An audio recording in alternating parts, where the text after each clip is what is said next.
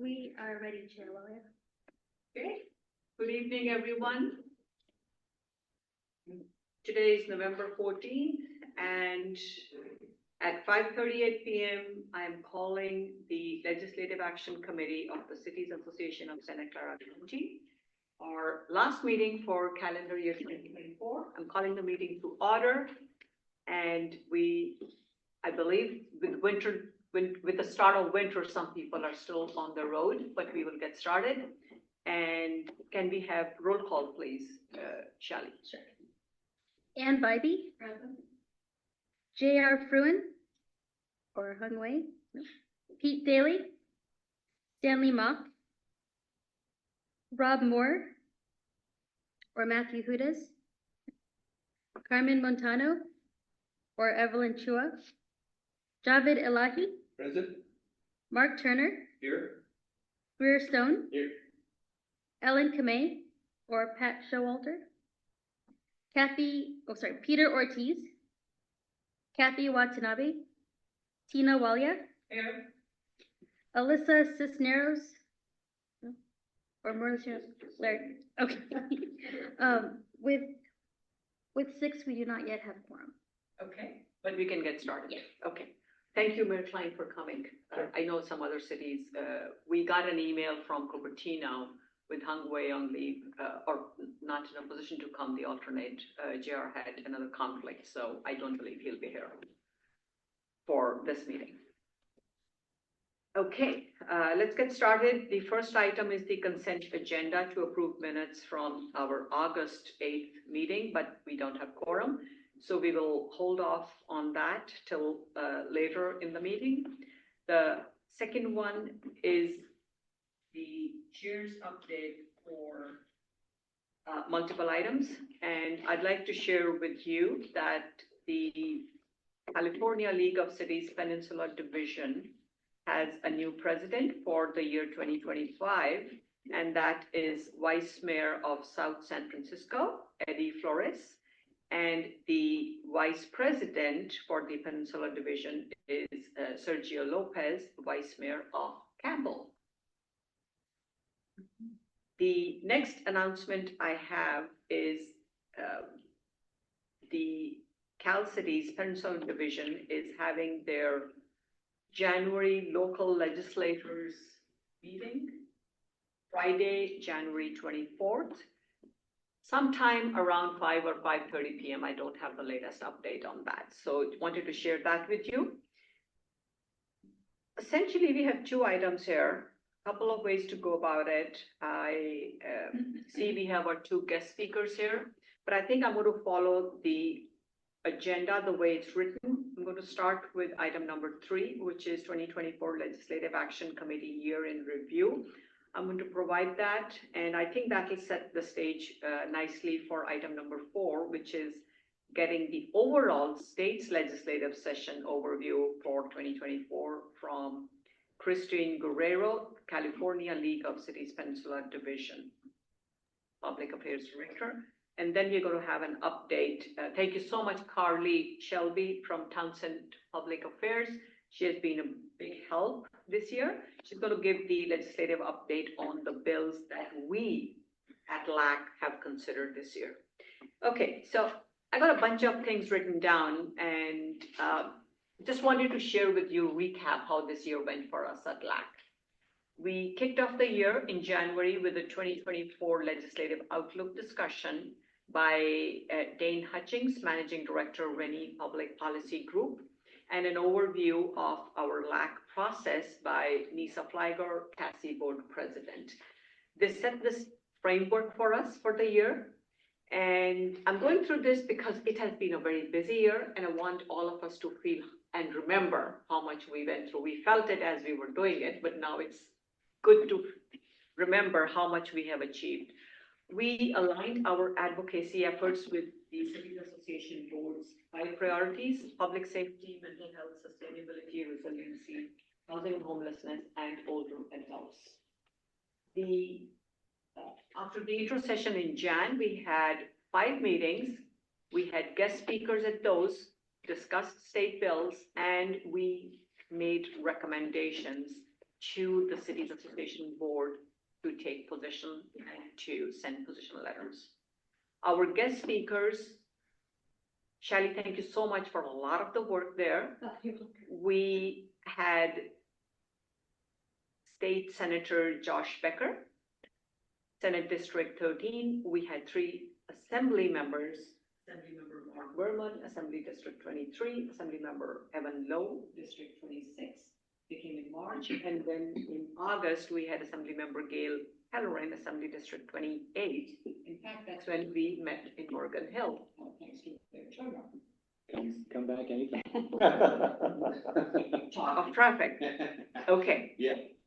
In June, we had invited Silicon Valley Clean Energy's CEO, Monica Padilla, and Benna Chang, the Director of Government and Legislative Affairs. This was also to align with the discussion on climate and sustainability legislation that day. And lastly, but very importantly, Carly Shelby, Senior Associate Townsend Public Affairs, was our guest speaker in August. She helped us look at AI bills that day. And Carly is here today once again to walk us through all the bills that we took positions on. So what have been our achievements? I look at our achievements this year as twofold. We had 9 guest speakers to engage with on issues that are important to each of the cities. Secondly, discussing many bills, sending position letters. That's the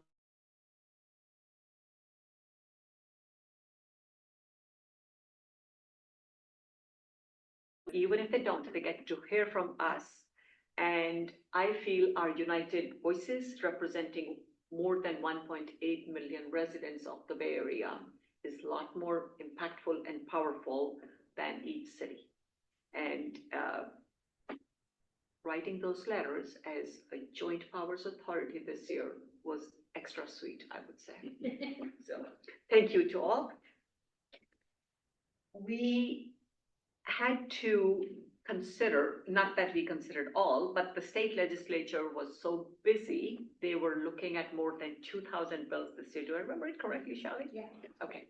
So we did not consider all. Thank you. We focused mainly on public safety and housing and homelessness. This is based on our priority areas, as I mentioned, the board's priority areas, as well as the interest I could see from each one of you.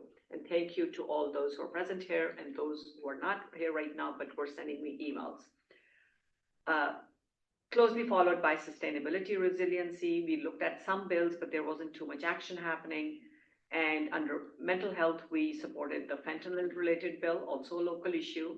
And unfortunately, we couldn't find much related to older adults. So all in all, we discussed 16 bills.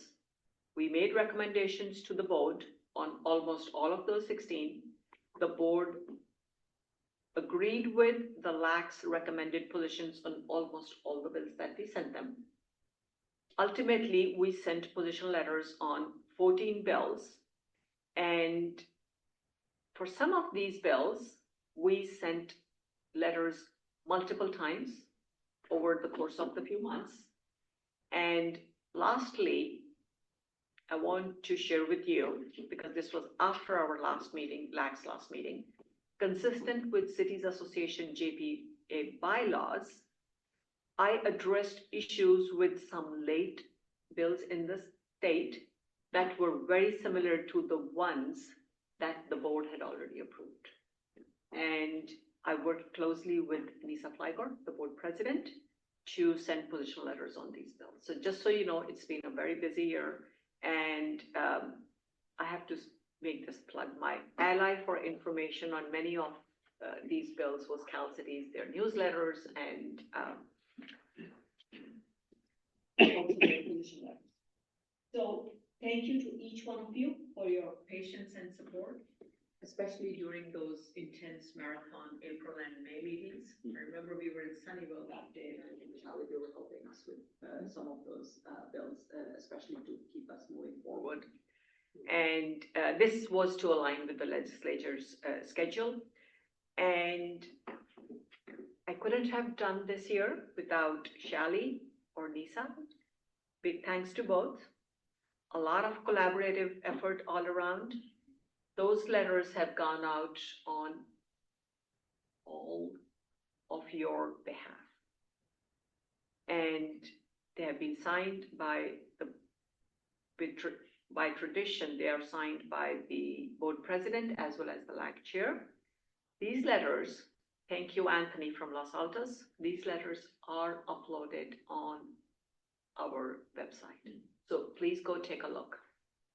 And I also want to include special thanks to Carly, J.R. Fruin, Zane, and as I said, a big shout out to Anthony. That's pretty much it.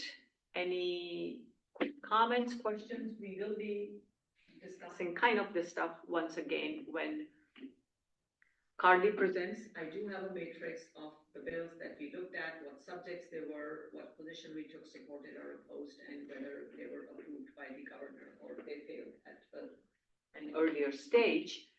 And what I want to mention is, even if the position taken by us was not the same. For example, there were bills, housing related, that we opposed and requested amendments. Even if the governor signed those bills, as I said earlier, we were reflecting the ground reality here, especially on housing related bills. And our request always is to find better solutions on those. And the collaborative partnership from this team with the board has been just phenomenal. And it has been my honor to chair this committee this year. And I have been thrilled that I could be here to serve my constituents and our regional constituents in the county, everybody's cities. It has certainly stretched my limits, but I've learned a lot. And with that, comments, thoughts? Well, I think we did accomplish a lot, and I think under your leadership, we did a great job. And so to you, I'd say congratulations and thanks for your leadership on this. Yeah. Thank you. You're welcome. I would second that. I think you were very thorough and led us through a lot of complex bills, and I guess there's more coming up. Yeah. Many more coming up. Thank you. Yes, lot more coming up. Other thoughts? You're right. Yes, I just want to say you did a fantastic job. I know you were worried about the bandwidth and everything else if you go back a year from now, and I think you did a fantastic job as far as figuring out what bills to focus on and who to partner with and bringing in specific speakers to talk about the issues. So thank you for your efforts. Thank you. There's still.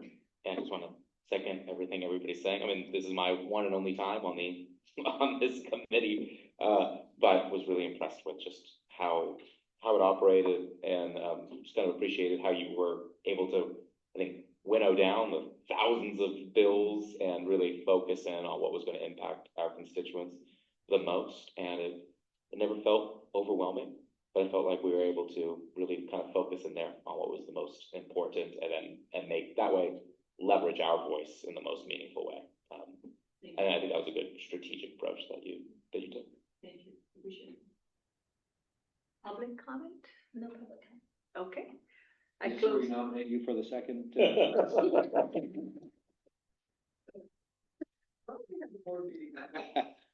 I really have enjoyed this. It did stretch my limits. Wednesday night, Larry would see me, SVCE board meeting, chairing that. And Thursday night, this every month. I had 2 in a row. Shally would get some odd timed phone calls Thursday, not late at night, Thursday morning. Yeah. Keep my mind organized.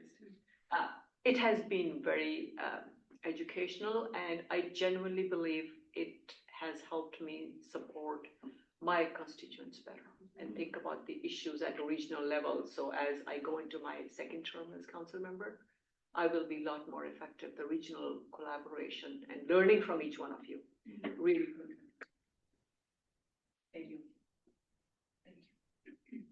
Okay, let's move on to item number 4. Chair Williams, before we move, I'd like to acknowledge that Vice Mayor Hudes has joined us. Thank you. Still don't have quorum. I apologize for It's okay. being late. No, it's totally fine. Thank you. So 2024 legislative session, and our first guest speaker is Christine Guerrero, Director of Public Affairs, League of California Cities. She has worked for over 20 years in the public affairs and government relations sector, leading strategic advocacy and engagement currently for Cal Cities. Her primary role is to work with local elected officials, city staff, and third-party stakeholders statewide to advocate for enhancement and preservation of local revenues and protection of local control for cities. Yay, we need people supporting us, local control for cities. That has been the theme here this year, Christine, so I had to mention that. Very, very important to us, and thank you for that. She has, her most recent work includes spearheading efforts to include a local solutions fund in Los Angeles County's voter-approved Measure 8 to provide long-term funding for affordable housing and homelessness.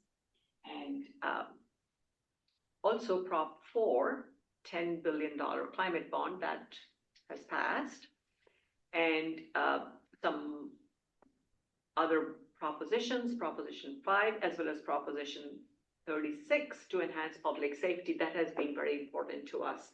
A lot of our bills on public safety, I'm holding off on that. Carly will talk about those. Those were signed by the governor, and it's good to see that Proposition 36 pass, because statewide, that has been clearly important.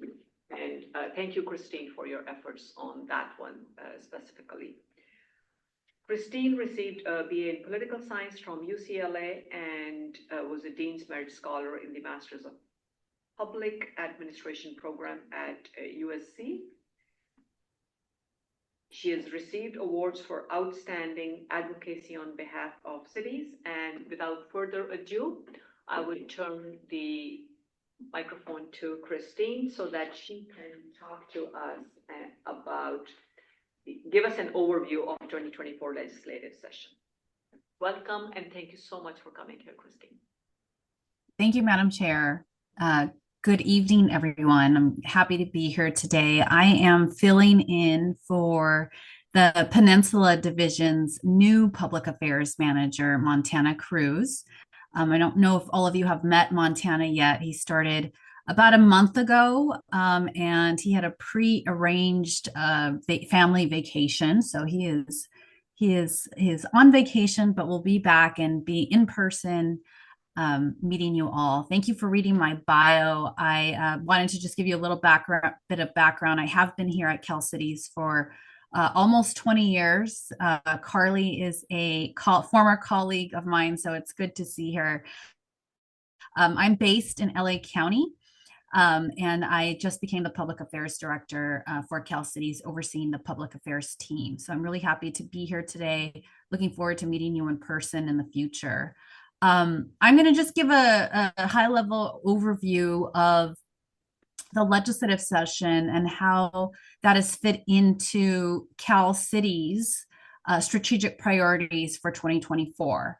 And I really appreciate the fact that the Cities Association has adopted the same strategic priorities as Cal Cities, are very similar to that. Those joint efforts really have helped us get some huge successes over this last year. We've also had, some sand kicked in our face by the legislature a few times, but we keep getting up and we keep pushing so that you who are elected to represent your communities can continue to make those decisions for your communities without a lot of state interruption. So if it's okay, I'm going to share, share my screen. let me see here, just so we can get an overview of what our priorities have been this year. Let me see if I can get, there we go. Cal Cities is a statewide organization.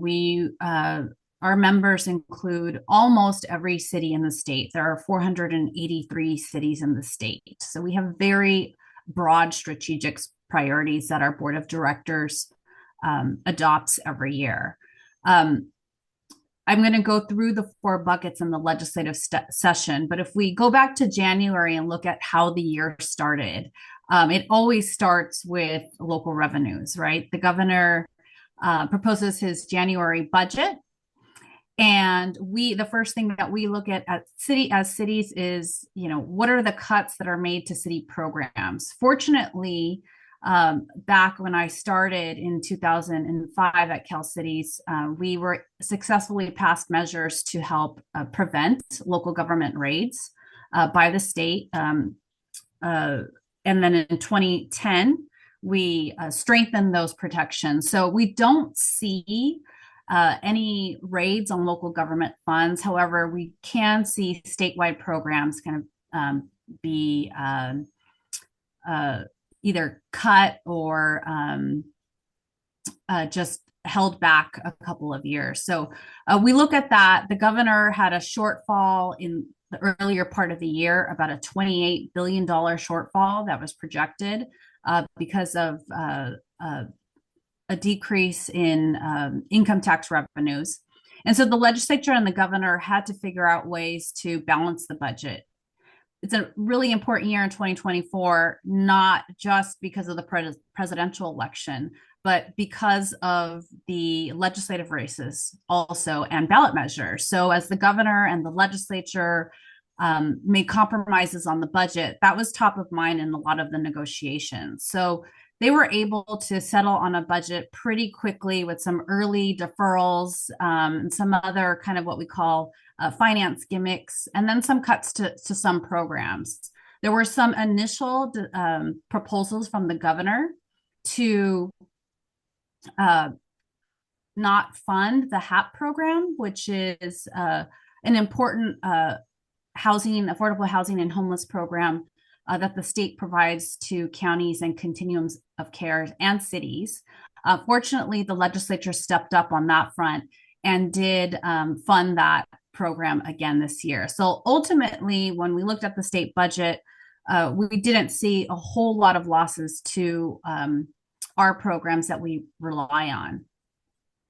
What we were looking at from the Cal Cities perspective and the legislature and the governor when it came to the threat to local government revenues was a ballot measure that was that qualified for this year's November ballot. It was sponsored by the California Business Roundtable. You all may recall that measure, which would have limited fees and other local revenues for local governments. So basically, a city would have to prove that a fee met the minimum amount necessary to provide a service. And that's a new legal litmus test that would have been very, very difficult for cities and counties to meet, to raise to meet their fees and to serve their residents with the programs and services that they offer.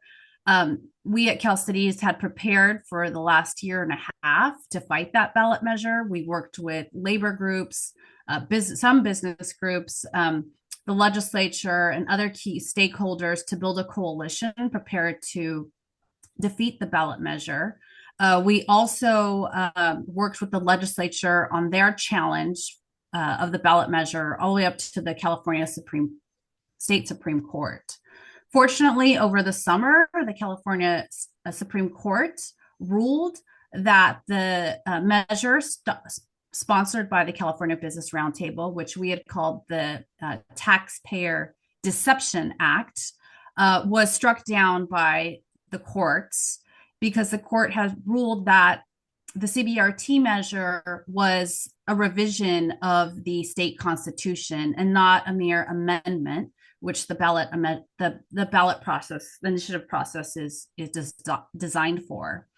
So we're very fortunate that the Taxpayer Deception Act did not ultimately make it to the November ballot. That saved us a lot of time and energy to focus on legislative issues and other ballot measures.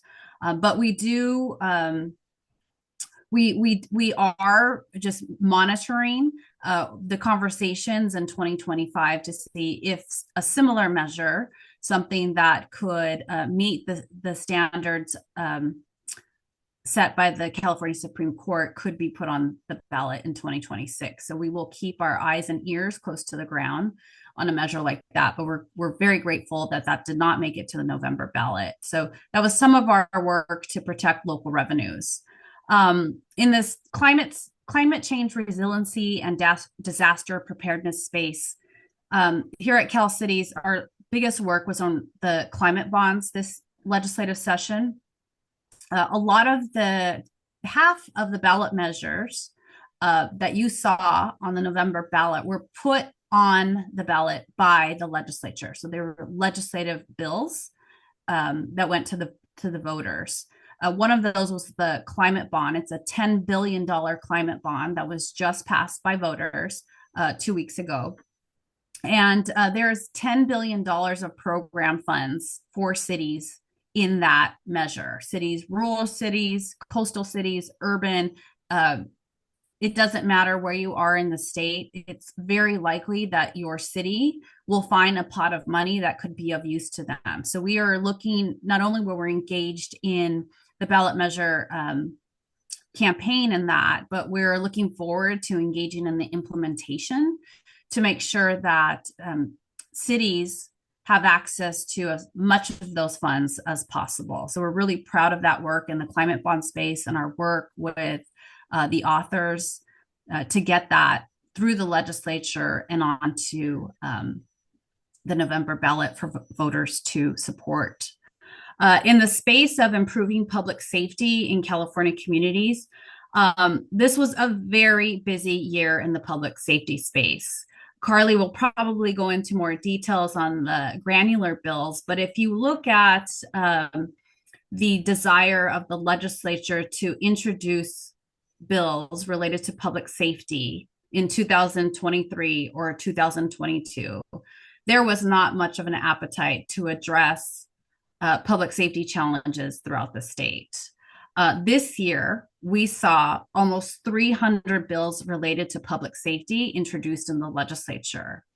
And what we can chalk that up to most likely is that it is an election year, and public safety, as you all know, because you hear it in your communities, is a priority for residents. And it was likely polling very high, and the legislature saw that and started to introduce bills related to public safety. However, what the legislature and the governor were not willing to do was to address any changes to Prop 47, which was approved by the voters about 10 years ago to reclassify felonies. So there was no appetite to change Prop 47. So the bills that we saw introduced related to retail theft and fentanyl sales really chipped around Prop 47, but didn't address kind of those sentencing challenges there.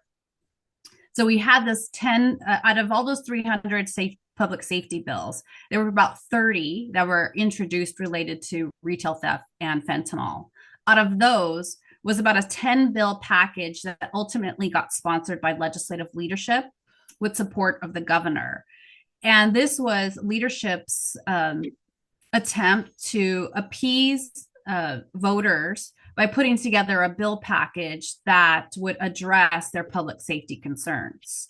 However, during this year, a coalition came together, including Cal Cities, the California DA's Association, some business community groups, another public safety, police chiefs association, other groups, to really take a deep dive into the 10 bill package by the legislature that was sailing through the legislature. And we found that the bills didn't really address the public safety needs for cities. So the DA's Association led a signature gathering effort to qualify a measure. And during that, to try to persuade the legislature to put more teeth into their 10 bill package. The legislature and the governor remain steadfast in their unwillingness to compromise in that area. So the DA's Association was successful in qualifying the measure, getting almost 1 million signatures to qualify Prop 36. And they were really trying to use that as a leverage to get some of their, what they saw as reforms into the legislative package. That never happened during the summer. In fact, there was a tiff. There was a point in the letter where the legislature, you saw members of the legislature start to break off from the legislative package. They were getting, especially in competitive districts, you saw some legislators that started to say, hey, we kind of like what's going on in the DA's package. Maybe we should put some of that language into the legislative package.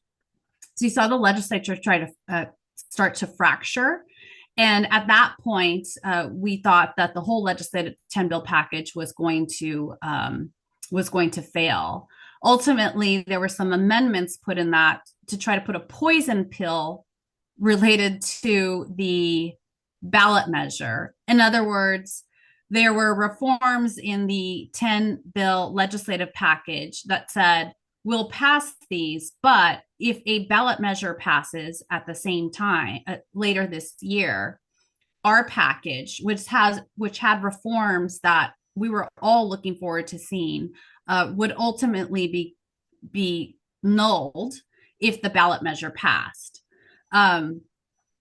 It did not play well in the media and politically, and that ultimately backfired on the legislature to the point where the bills were moved forward without that poison pill amendment. So ultimately, in public safety, what we got was a 10 bill package that we at Cal City supported because it had good reforms, but probably not the total reforms that we were looking forward to seeing. And then we also ended up getting the voters to adopt Prop 36, which has more reforms and some revisions of Prop 47, very moderate revisions of Prop 47. So what we found is that this was a year of public safety reforms that we would not have seen in any other legislative year prior to this. And that mainly chalks up to the fact that we were in an election year. So that's probably why you've seen the success of so many public safety bills. If you look at the vote count by county, Prop 36 won in every county in California. There is if you look at the map, it is green everywhere from Northern California to Southern California, inland to coastal. Prop 36 won in every county, and that's not an easy feat for any measure. So you can tell where voters and the community is. We'll see what happens in the legislature next year on this front, if this was enough reforms or if you'll see more going forward. So some good reforms moving forward, and we'll be working on the implementation of both the legislative retail package and the ballot measure package going forward. And then on our fourth strategic priority, which is to expand investments to prevent and reduce homelessness and increase the supply of affordable housing. We saw a couple of major activities happen at the state level. Number one, the governor had another bill. This was a legislative bill that eventually went to the voters for Prop 1, the governor's bond to revise the Mental Health Services Act, and then to help build more homeless shelters and mental health facilities throughout the state. So there's huge pots of funding that will be available to cities. Will actually start applying for those within the next 2 months. So that was one major success that we've seen on the homelessness front. We've also were able to get back into the budget that $1 billion in HAP funding, which is really important to local governments. That had originally been taken out of the budget by the governor. Those are kind of four of the major buckets that Cal Cities has been working on. We've had a lot of smaller bills that have kind of gone through the legislature, some wins on recovery housing to bring some oversight and transparency into that area with recovery housing facilities that are in some of your communities. Another big front on the housing side was that we were successful in helping to push for a state audit of the housing element process that was sponsored by it's a joint committee audit sponsored by Senator Glazer. That audit is going to start early next year, and there is actually an open comment period where your city can submit comments to the state auditor on your city's experience on the housing element process. I know it's been a long and arduous process and sometimes subjective. And so some of those, we want to be able to make it easier for cities to meet their housing element process. There are many good actors, most good actors going through the housing element process, but it has been a very difficult process at the same time. And so making it so that cities can succeed in adopting their housing element and actually getting to meet the state's housing goals is a big priority for Cal Cities. And so we're hoping that cities will comment on that state housing on the audit going forward. Some other housing bills to note. Unfortunately, the legislature has continued to introduce punitive measures related to housing elements and the builder's remedy. We did see some of those bills pass this year, despite our efforts and your efforts to oppose those.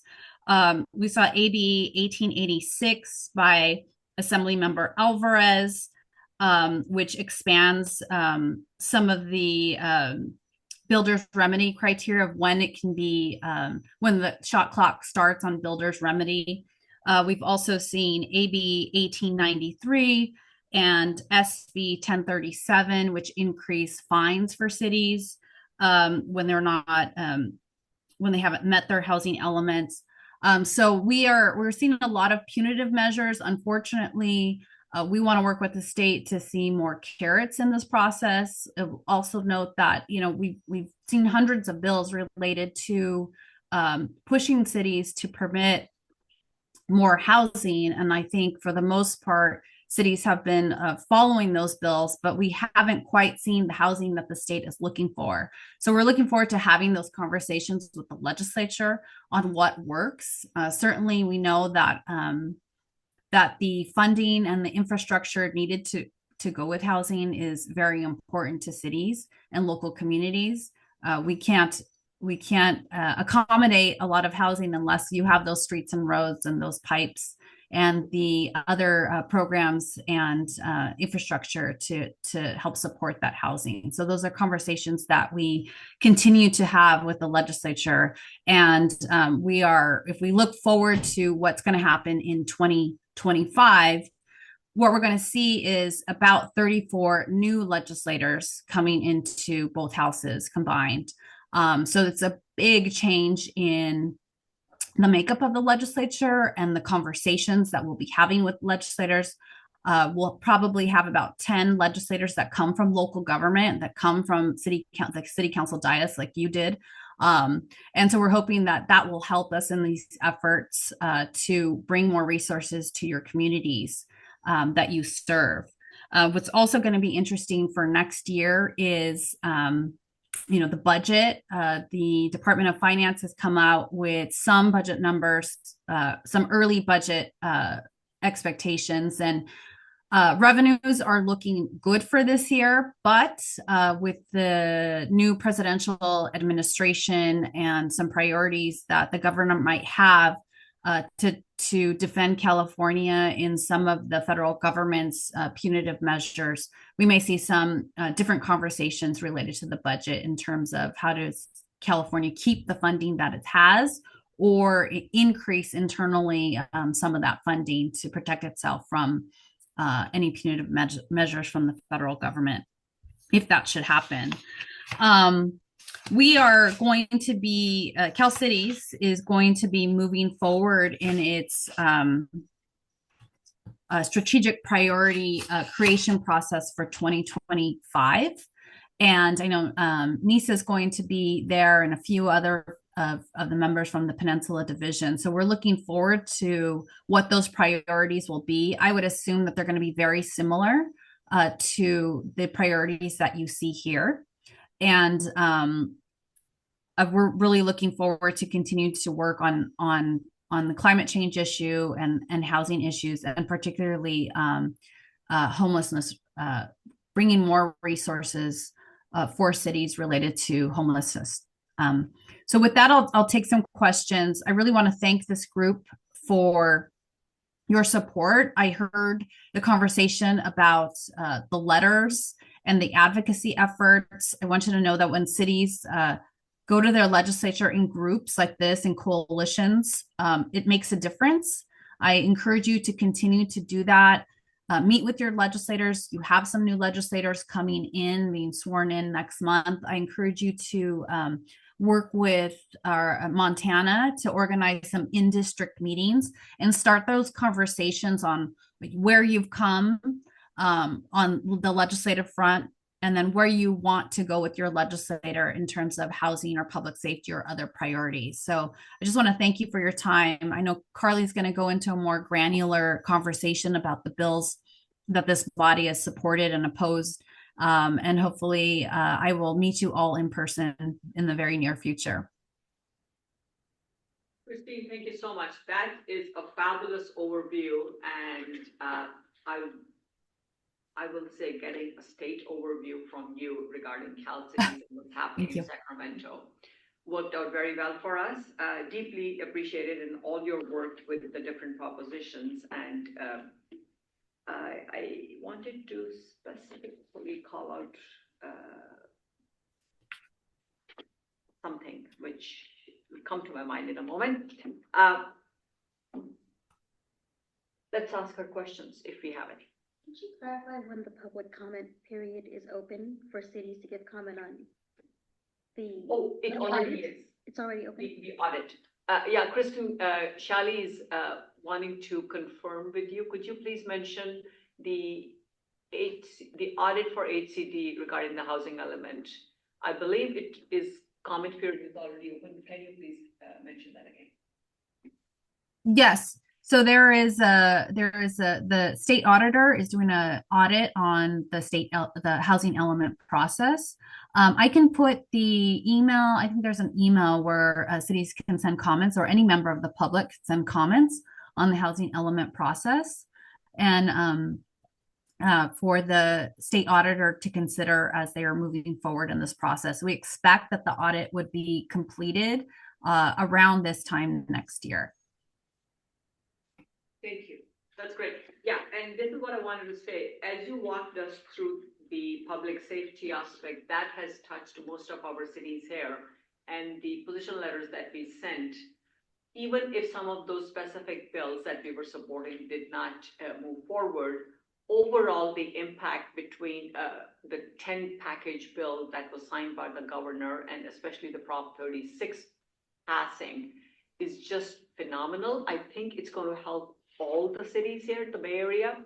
And thank you for pointing out that Prop 36 has won in every county in California. I think that speaks very loud and clear the impact and the focus on public safety, how important it is for people up and down the state. And also, you pointed out the housing related bills, essentially punitive measures introduced.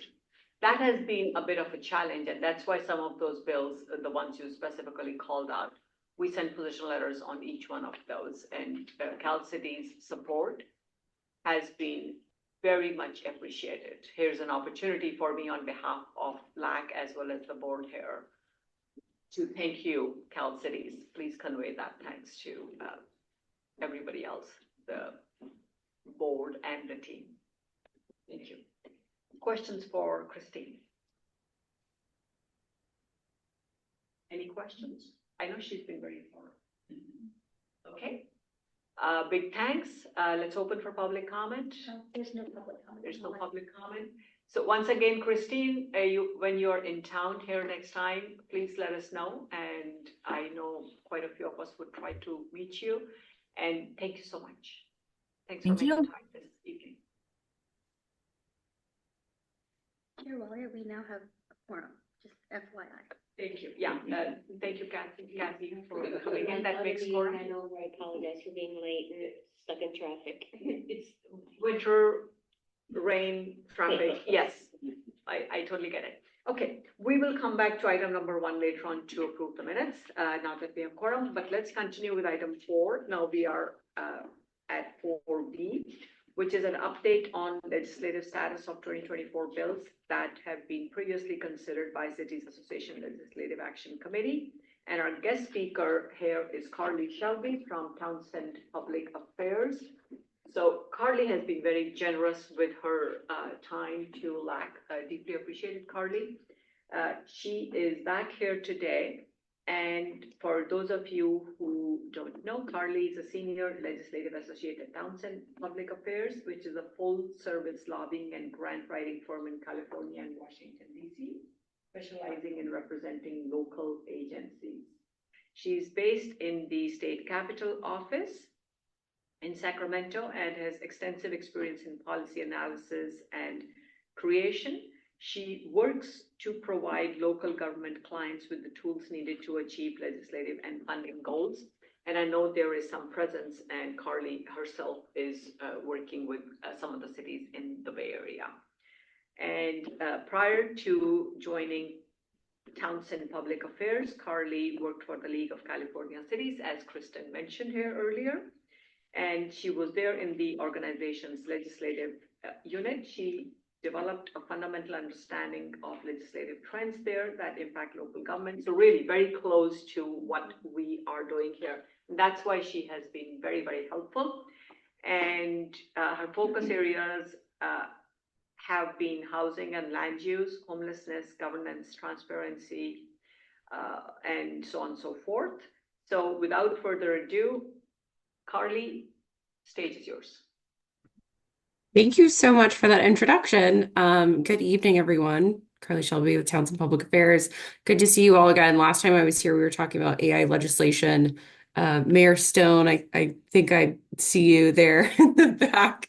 I think you were the one that introduced me to this fabulous group. So it's great to see you all this evening. So I'm going to share my screen and we'll kind of go through some of the positions that we've taken in the bills and their ultimate outcomes.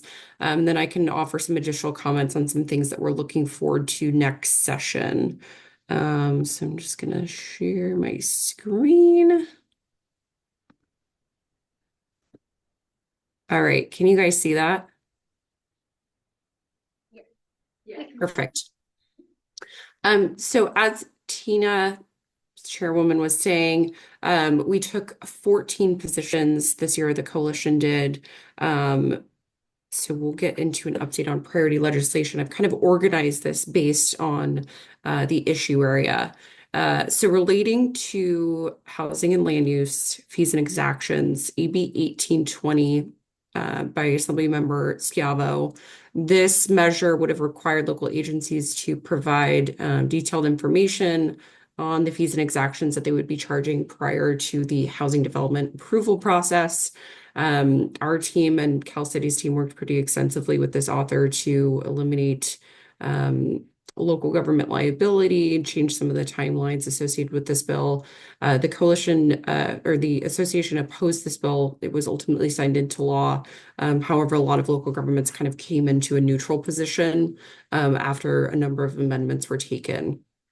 AB 1886, this is one of those builders remedy bills that Christine was talking about earlier. This is one of, I believe, 3 major builders remedy bills. As she stated, this one clarifies the timing associated with HCD's determination of when the builders remedy is triggered. So it's not necessarily when you come into compliance, it's when that proposal is submitted. And if you're not in compliance at that time, HCD has the authority to move forward with that project. The association had a opposed position. This bill was signed into law. On some of those punitive impacts associated with housing law enforcement, SB 1037 by Senator Weiner. This would increase the civil penalties against local agencies associated with actions brought by the Attorney General to enforce housing laws. This technically exists within the AG's discretion now. This expands that authority and really is targeted at some of those bad actors. The association opposed this. It was also signed into law. Moving on through additional housing and land use bills, this one has to deal with fees and exactions again. Senate Bill 937 by Senator Weiner prohibits the collection of development-related impact fees until the completion of the development. This measure, in addition to other measures related to this topic, really kind of hinged on that Supreme Court case related to impact fees and how large they can be and what the nexus is to the development. The Supreme Court at the federal level ultimately ruled that the developers and local governments have to employ a Nolan-Dolan test, which essentially means that you guys have to determine a nexus and have a reasonable cost associated with the impacts of that development. Senator Weiner and a number of other members kind of came forward. Now Senator, or soon to be Senator Grayson, has been in that space quite a bit. So this was kind of a product of that court case, that topic, and kind of how the legislature tends to be a very reactive body. There were a number of amendments taken that ultimately were backtracked by the author at the final moment. The association had an opposed position. This was signed into law. I would imagine that this will be a recurring topic next session as well. Again, on compliance with housing, AB 2023 by Assemblymember Quirk Silva. This creates a rebuttable presumption of invalidity in any legal action challenging a local government's action related to housing development and compliance if HCD finds that those actions do not comply with housing law. The association took an opposed position. This bill was also signed into law. Moving on to homelessness, RENA reform was a major topic this year. There was a report due at the beginning of this session by HCD to the legislature with suggestions, both statutory and regulatory reforms to the regional housing needs assessment and determination process prior to Cycle 7. This was one of those statutory reforms that they included in their report, and it essentially bifurcates the existing very low income category, which is a 0 to 50% AMI, and it creates two new categories, extremely low income, which is 15 to 30% AMI, and acutely low income, which is 0 to 15% AMI, with the goal of HCD essentially creating targeted programs to address homelessness and have additional data sets to kind of guide future policies. Cal Cities, a number of advocates were incredibly active on this bill to ensure that this did not require additional site determination. But I believe that this report about RENA reform speaks to a larger number of reforms that are probably coming next year. We know that Senator Weiner is potentially eyeing some additional RENA reforms, but everybody's really gearing up for Cycle 7. And if something needs to be implemented, it should be implemented probably no later than next year, just because the planning process has already started. The association took an opposed position. This was signed into law. But again, Cal Cities and a number of local government advocates were very active in kind of toning this measure down and working through some of those subtleties. On public safety, I know we talked extensively about public safety in the legislature's package. That package was maybe a dozen bills. A number of them passed into law. Most of them are complementary to Proposition 36. However, a number of advocates and legal scholars argue that in order to have that theft aggregation piece and have those felony charges and increased sentencing, you really have to go the constitutional reform route versus what the legislature was aiming to do, which was statutory reform, which only can really go so far. So on data collection, AB 1772, this would require the Department of Justice to report the number of misdemeanor convictions during the COVID-19 state of emergency. I believe that when this came up, this might have been a 2-year bill, actually. When this came up, COVID-19 pandemic was kind of ending. The association supported it. It ultimately died, but nonetheless kind of moved the needle on a number of other bills. On case consolidation, AB 1779 by Assemblymember Irwin is an interesting bill. This allows for the consolidation of theft charges across multiple counties into a single trial. We see that a lot of these theft offenders tend to operate in multiple places at once. They have theft rings, they travel to and fro. So in order to kind of expedite and increase their sentences associated with these theft crimes, consolidating them into a single trial is a much more effective route. Personally, I've talked to some DAs about this. They say it's great. So the association supported this. It was signed into law. And then on prosecutorial streamlining, AB 1794 by Assemblymember McCarty could be the next Sacramento mayor. Actually, he has termed out. This would have enhanced theft crime reporting processes by allowing the county DAs to establish a Cal Fast Pass program, which is basically a way to kind of sidetrack the reporting mechanisms typically associated with it and kind of the time lags. The association had a support position. This bill did not move forward due to what I believe was budget constraints.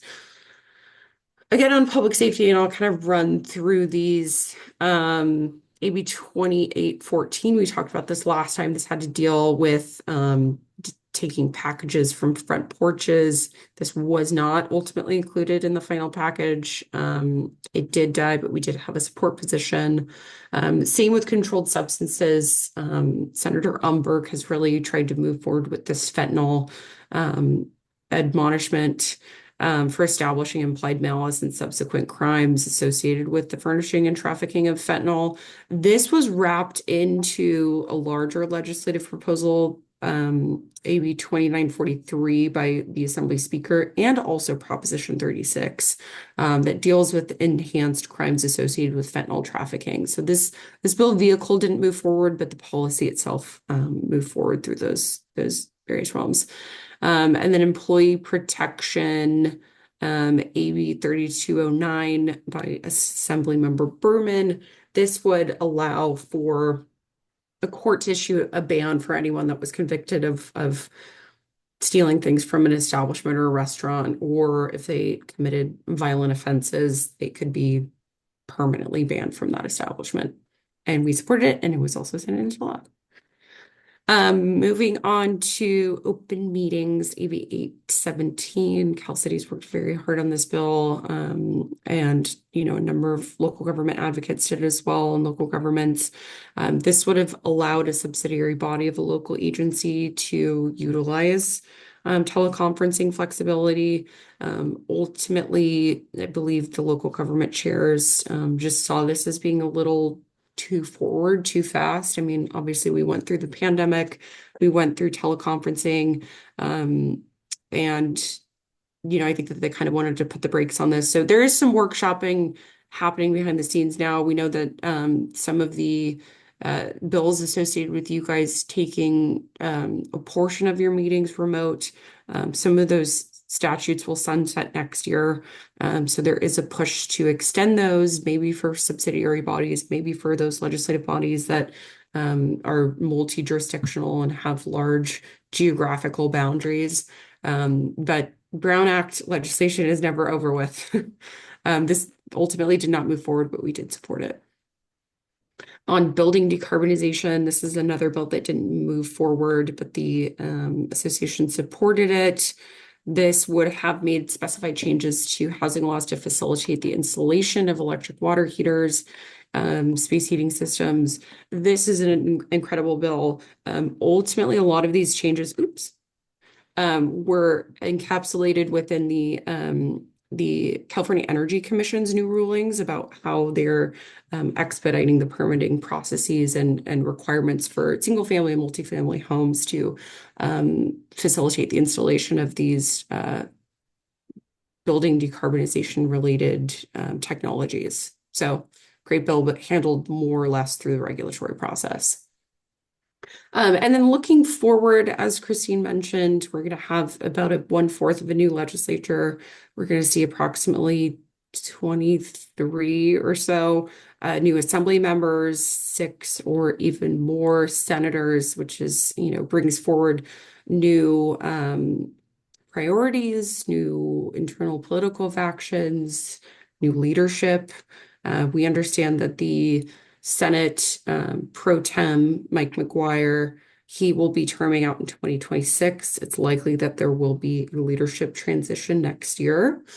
So always exciting. There's going to be new chairships, everything now that we have these term limits and everybody terms out in these massive classes now. In terms of the budget outlook, we had a massive deficit last year that we solved for through shifts, delays, and phasing in some taxes sooner rather than later. Obviously, we have Prop 2 and 4 that passed.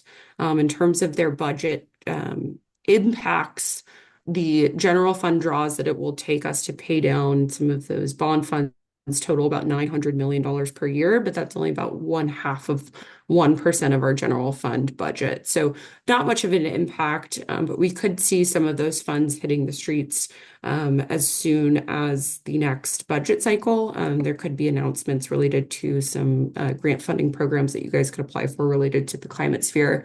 Fire insurance affordability is always a hot topic. This was something that was handled through the regulatory process last year. We understand that there is a insurance working group that has convened within the Senate. Senate Pro Tem McGuire is kind of leading that charge. That is something that we could see move forward through the legislative process about both availability, but obviously affordability, because we see a lot of people price out of their homes and being able to afford fire insurance. Community reinvestment is kind of a clever term that some legislators are using for, redevelopment 2.0. Obviously, redevelopment is not coming back. However, we know that Assemblymember Diane Pappin is convening a select committee on community reinvestment. She plans to hold a series of informational hearings beginning in January to really delve into what's working and what's not related to local government financing tools, enhanced infrastructure financing districts, tax increment financing, all of the above. So whether or not that really culminates into a proposal that makes sense, who's to say, but we know that there is some renewed interest and focus from her on that. Sales tax reform is something that could be coming. I'm sure that Christine and the Cal Cities team can offer additional context on that, but the Bradley Burns sales tax structure has a point of sale versus point of destination, how the taxes are funneled into local jurisdictions. So those that have distribution centers tend to harbor a disproportionate level of those taxes. So there could be a move to turn that into a 50-50 split. And then cap and trade. So cap and trade investments comprise about $4 billion of discretionary funds. Well, not discretionary. They're programmatic funds, but they could become discretionary next year. This is the taxes and the credits that we lob against those big polluters, and it generates significant funds, and they need to be reauthorized prior to 2030. However, in order for those funds to be programmed out appropriately, next year is looking like the best year for that. So we know that the transportation chairs in both the Assembly and the Senate are really keen on opening up the books, seeing what we can fund, what has been funded, what's working and what's not. For example, cap and trade funds everything from high-speed rail to housing and planning development projects to energy efficiency reforms, renewable energies, anything that's kind of under the umbrella of climate and GHG reductions. So we know that that is coming next year, and that could also be very complementary to the climate bond pot that was just passed into law earlier this year. So lots of exciting things happening next year. I will add too that there are rumors about a housing bond push again, potentially from Assemblymember Wicks, who proposed a multi-billion-dollar bond last year that ultimately didn't make the cut. Given the voter favorability of bonds, it seems like there will be another push for that. So, yeah, I think that concludes my presentation. I'm happy to answer any questions about any of the bills or anything that you guys are looking forward to next year. Carly, thank you so much. This is phenomenal, looking at all the bills and to give us the position of what happened and the connections in terms of, even if some of the bills did not get approved, overall, the benefit that we got. Questions? Mayor Stone. Thank you. Thanks, Carly. I feel spoiled being able to have you in Palo Alto and here. Appreciate the updates. A lot of disappointment, but I'm getting used to that. Not your fault. One that I just don't hear many people talking about, which just seems so important, is AB 1893 that has limited in the Builders Remedy Project, has lowered the affordable housing piece from 20% to 13%. And so I want just a little clarification. That applies to pending builder remedy applications as well, correct? We have 10 pending applications in Palo Alto, and at least the silver lining has been that's going to help us hit our RENA targets for the affordability. But now that applies, that they're going to the state, making it even harder for us to be able to hit those targets. Yeah, you are right. AB 1893 is likely one of the most monumental pieces of legislation that came out of this legislative session, I would say. And that is also agreed upon by all of the housing consultants within the legislature. What Assemblymember Wicks was seeking to do through that legislation was to strike a balance. I don't know if that balance was struck ultimately. And keep in mind that this is an iterative process. I mean, every year we revisit this legislation. There's always room for tweaks, for feedback. But yes, essentially the balance was, let's cap some of the density and location requirements associated with builders remedy processes, but let's expedite them through lowering these affordability caps and other things that developers tend to have challenges with in terms of moving forward these housing projects. So yes, it's a major bill. And, you know, as much as you guys are experiencing these builders remedy applications, the feedback is really invaluable as we can kind of communicate that with our members, with the legislature, with, you know, key committee consultants, just on how this is impacting your communities. So I hope that answers your question. It does. I mean, the thing that really doesn't make sense to me is that it's on pending applications, because that shows that it was already financially feasible for these developers to be able to build the 20% because they submitted the application. So I just don't understand the logic in then reducing it to 13%. Yeah.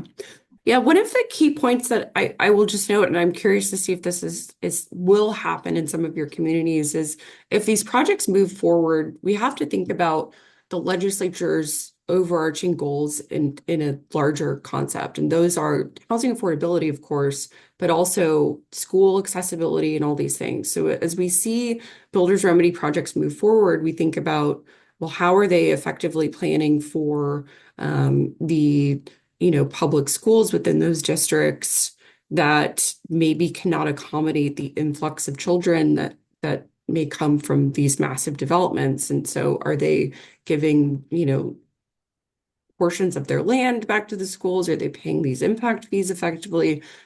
So looking at it through that holistic lens is, I think, really important as we communicate to the legislature. Agreed, thanks. Thank you so much. Other questions? Yeah, thank you. Thank you for the report. There were some items that you mentioned in your presentation that were not in our packet. So I don't know what, 937 and a number of the other housing, were not included. So I don't know if it was a date issue or what, but if you have a more up-to-date matrix, that would be helpful for us to see. The second thing I wanted to say is on the, in the area of wildfire and safety, public safety. I know there's a lot of attention on theft and retail theft, but is there work going on additional measures to make us safer from wildfire? Thank you. That's a great question. I think what we saw this past session was really about striking a balance to keep insurers within the state. And that largely occurred within the regulatory process through an executive order from Governor Newsom, and then also through a series of regulations from the California Department of Insurance related to catastrophic rate setting or modeling tools that allow for them to set higher rates, which is kind of unprecedented within the state. But then also through a number of legislative proposals that didn't move forward. So I think that what we could see next year, given that we have a pro tem that is greatly motivated by wildfire insurance and affordability and safety, and has proposed a number of proposals over the last couple of years related to, hey, if you do home hardening and basic land stewardship practices, you should achieve a discounted rate. We could see that moving forward, but we know that last year was really focused on just keeping those insurers within the state by giving them some of the tools that they required. So TBD on that. I see Christine popped up. Maybe she has some additional comments, but Well, we I know think that this is there's it's an comments, yeah. interesting question, and I think the legislature is in a bit of a pickle here, because of the housing legislation that you've all just discussed, and this push to build more housing. And in some cases, housing legislation has conflict and where cities are required to permit and zone for housing is coming up against this idea of where you can be insured because of the high fire severity zones. So it's something that the legislature is going to have to reckon with next year, especially as wildfires continue to increase and homeowners are unable to obtain insurance. So it's I expect that this will be one of the hottest topics for the next legislative session, and it's hard to predict how the different interests will find a happy medium. Oh, thank you. I will do some homework myself, try to find out who's working on this, because insurance is a little bit peripheral, housing is a little bit peripheral. There are things that the state could be doing in a proactive way on wildfire protection. And so I'd be interested in finding out who in the legislature might be interested in that. Yeah, in Cal Cities, we're actually your question's very timely. We're going to be starting a working group on this. I'm not sure that we as cities have a whole lot we can join the conversation and help monitor it. We don't have a lot of regulatory authority, obviously, but it's a concern for our residents in terms of affordability. So if I will get your email after this call, this Zoom, and then we can forward that to our staff who is going to be coordinating these conversations among cities. Thank you, Christine. Charlie can help us with that. So the quick question, response to your first question, Vice Mayor, is that the three bills, the SB 937, AB 3093, and AB 2023, I believe those are the three, but there were multiple bills that we as a board or City Association Board had taken a position on that, as I mentioned earlier in my report, we sent letters again because they were very similar in concept. So some of those did not get discussed here because they popped up in the time when there wasn't enough time to have a last meeting, but we needed to send. So there are a couple of those bills there. And regarding wildfire safety, Christine, keep in mind, the builder's remedy projects in jurisdiction, at least I can talk of my city, my city is half in WUI, W-U-I, wildfire urban interface area, and there are multiple builders remedy projects, high density, very high density. Then the county, that was something we have talked about, has builders remedy. So those issues are challenging, and even if the legislature works on it next year, it's an issue for the cities and the residents because it just doesn't add up. I'll leave it at that. And we have a question from Council Member Elahi here. And I know we are running closer to the end of the time and we have to go back. So maybe Board President who walked in here, Flagger, can you be excused for running a few minutes? Oh, please. It's a great conversation. Oh, We are lucky to have Christine stay. Sounds great. Okay, I'll let folks know. So Thank you. running about 5 minutes behind? For sure. Okay, thank you. Christine, thank you for your presentation. I was just curious about something on all these bills that are expanding criminal violations will lead to more county district attorney expenses and probably more jail expenses. So has some consideration been given for funding those additional expenses, or where is that going to come from? Well, the Legislative Analyst's Office in their report said there will be increased state costs, and that the implementation of Prop 47, Prop 36 is the next conversations that will be happening in the legislature is how this will affect the state budget. So as Carly said earlier, Prop 2, Prop 4, which are bonds, the implementation of Prop 36, and I think it's Prop 5, the Medi-Cal, not Prop 5, I'm sorry, Prop 7, the Medi-Cal bond, Medi-Cal payments are all going to affect the state budget. So we don't know yet what the impacts will be to either the state or the county's implementation yet. And just one more follow-up question on insurances. My understanding is the state offers insurances in some cases where the insurance is very expensive, but it requires the homeowner to also buy earthquake insurance. But the earthquake insurance premium has gone up like 4 times also. So is any thought being given to that part of it? The conversations are happening about affordability in general. Yeah. Thank you. With that, I will call for public comment on this. There is no public comment. Okay, thank you. Huge thanks to you, Christine, for staying here, and Carly, you have been a tremendous support throughout the year. I deeply appreciate that. And I know you sent us the slides of this presentation just while you were so well, and I'm pretty sure Shally will Yeah, I can email that to us because I know that was something I assumed was a question or a request somewhere here. So with that, we are going to move back to item number 1, which is the consent agenda to approve minutes from our August 8th meeting. Any questions? Public comment, open? No public comment. Close. Motion to approve the minutes? So moved. Moved by Mayor Turner and seconded by Vice Mayor Fruin. Everybody's here. All in favor? Aye. Opposed? None. Abstain? None. Minutes approved. Last item, feedback from committee members. This has been a busy year. Very quickly, if we can go around to help the next LAC chair. What worked for you this year?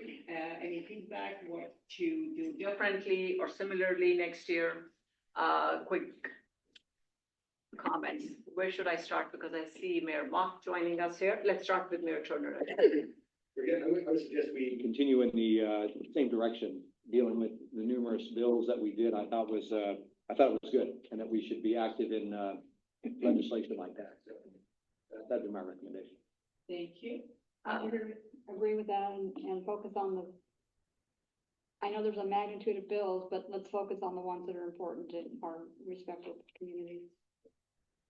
I'll second that. It's just figuring out the top issues that affect, let's say, the majority of cities in the county, although there's always a few, issues that we're kind of specific to one or two cities, but I think that was valuable. And then bringing in the legislators to talk about, you know, what their plans are and to hear directly from us, I think is really valuable.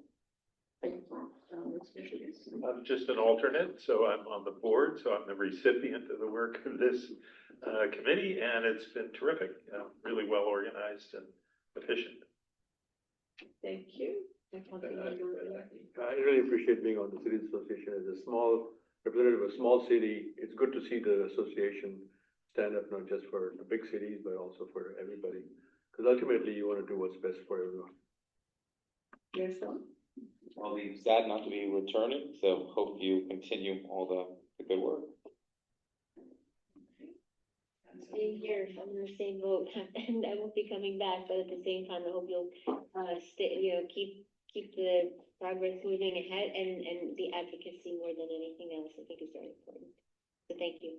Thank you. Thank you, Tina, for your leadership.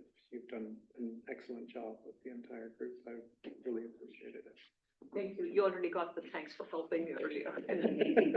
And we are aware that you had another meeting, the conference scheduled, right? So thank you for coming now. Back to Mayor Mock. Very interesting, very informative.